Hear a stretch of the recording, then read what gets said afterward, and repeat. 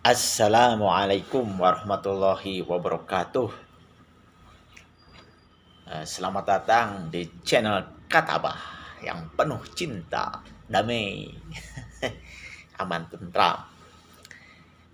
Kali ini saya berbagi cerita tentang pembuatan skripsi.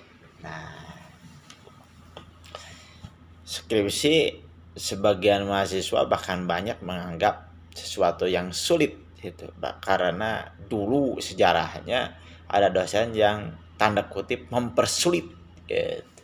Sebenarnya dosen itu mungkin masih idealis, ingin skripsinya bagus sekali, tidak memperhatikan kemampuan mahasiswa dan tidak memperhatikan waktu kelulusan mahasiswa, sehingga mahasiswa nggak lulus ya. Mudah-mudahan sekarang semakin nggak ada dosen seperti itu.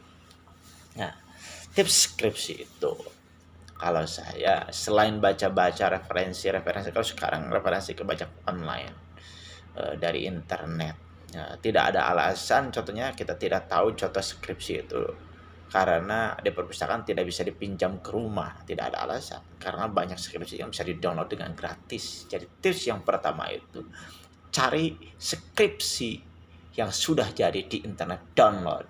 Nah, tetapi ada lagi, kalau ingin lebih pas lagi, cari skripsi yang tema atau judulnya mirip sekali dengan kita.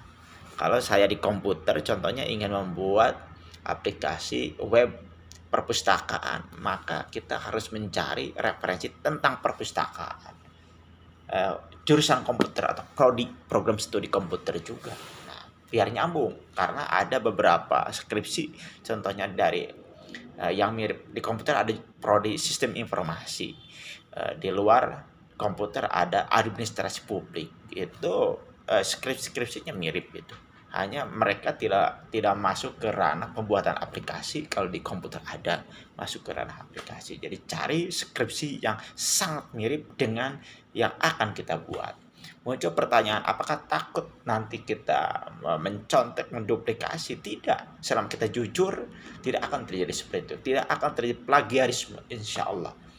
Karena itu hanya sebagai bahan inspirasi, panduan. Seperti hanya kita harus melihat panduan pembuatan skripsi yang dibuat oleh kampus, walaupun kita membaca juga panduan dari buku-buku atau dari panduan di luar kampus kita. Yang kedua, dalam penyusunan skripsinya biasanya saya langsung, kalau kesulitan itu mahasiswa dianjurkan untuk menyusun bab 1, bab 3, bab 4, bab 2-nya belakangan saja. Karena memang secara tidak langsung, pada aslinya itu pasti kita itu ketika membuat tulisan, membuat skripsi, pernah membaca. Hanya memang budaya literasi kita, budaya membaca kita, apalagi mencantumkan sumber orang lain ke tulisan kita, itu kadang-kadang ada yang malas. Jadi bab 2 landasan teori di nanti saja menyusul bisa.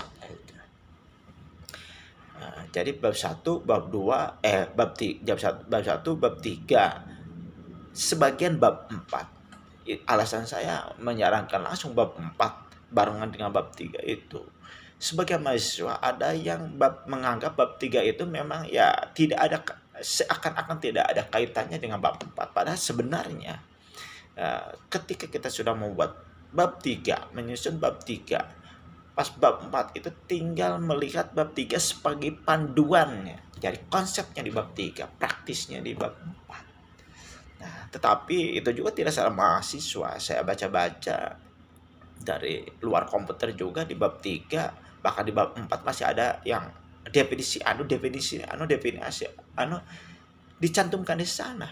Padahal menurut hemat saya itu cukup dicantumkan di bab 2 saja.